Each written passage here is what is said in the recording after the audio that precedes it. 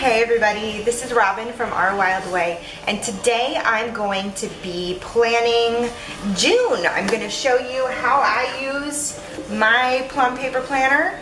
This is the Homeschool edition. I have a review posted down in the comments if you'd like to take a closer look at what you get with the Homeschool edition of the Plum paper planner. One thing I like to do when my scheduling is to use a little bit more of a checklist method. That's what I call it, checklist method. We don't go by day. We just have a certain amount of things that we need to take care of by the end of the week. So we have 5 math lessons, 5 reading lessons, and a whole selection of books to read.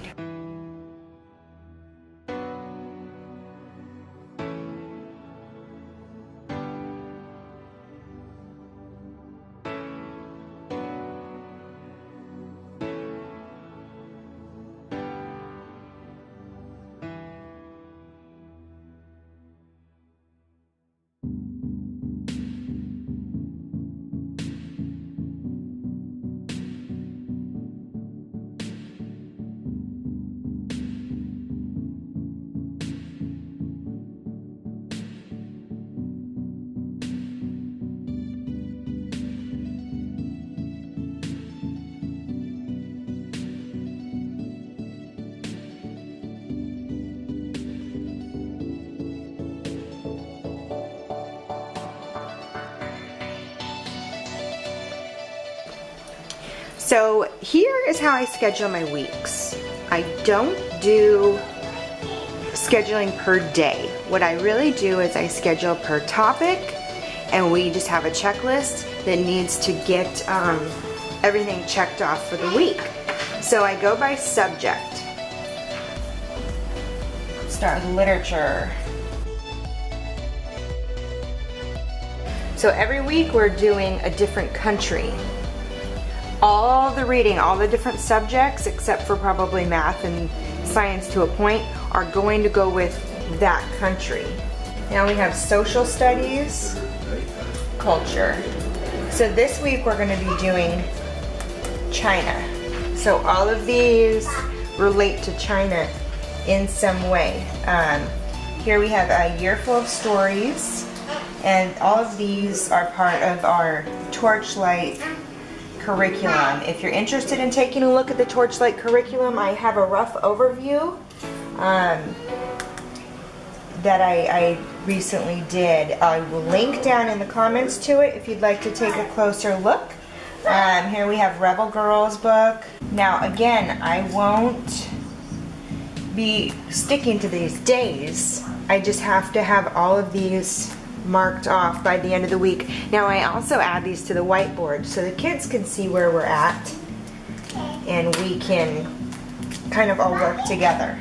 Now for math, I do something kind of silly. So I have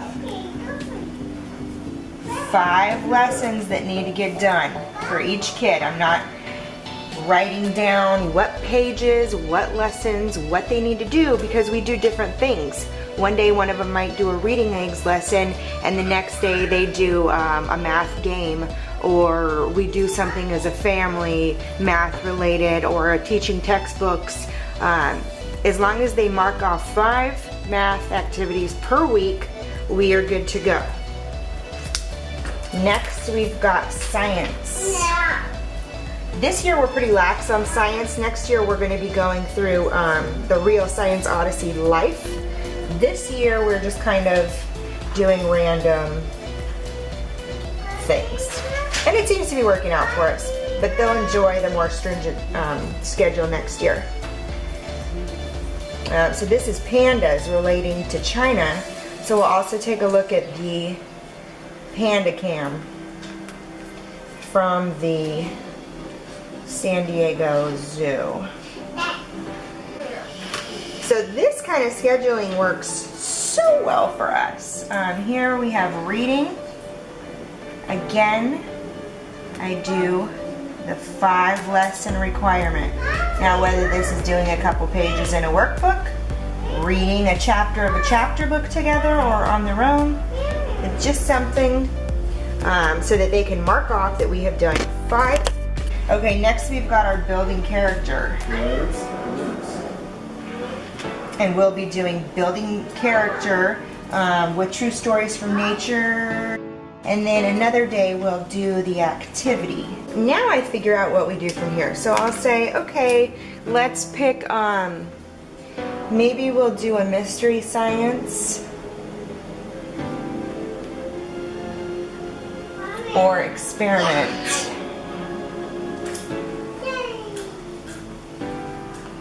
Right here. So we'll just pick something. And then for culture up here, we will pick a China documentary to watch. Whether it's animals or whatever. So it's loose. And this really works for us. Here, down here in the bottom, we have our events. So I know I can just add in whatever event we have for the week. Like Tuesday we have Lego Club. We'll go swimming one day this week. And here, so I just have a rough idea of what we need. We check off our boxes and we have fun with it. That's really the most important thing, is that we're having fun, because it's not going to last if you're not.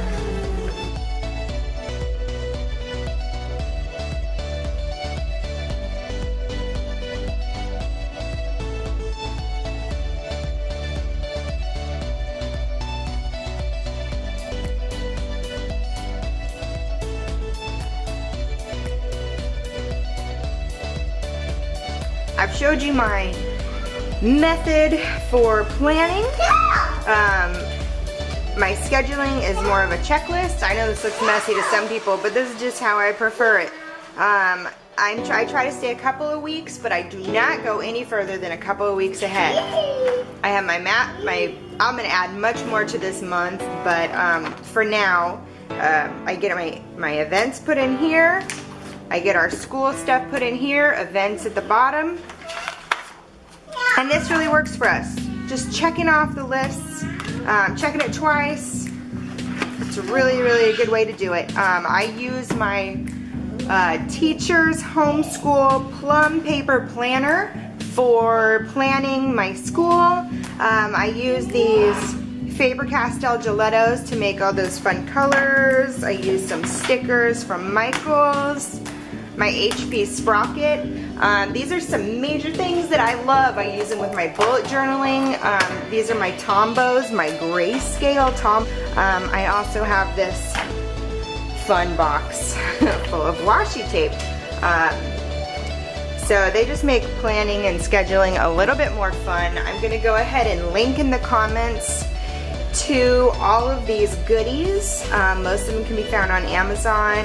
This is probably my favorite thing in the world, this HP Sprocket. It's easy to use, it's simple, and you get some cool looking pictures out of it.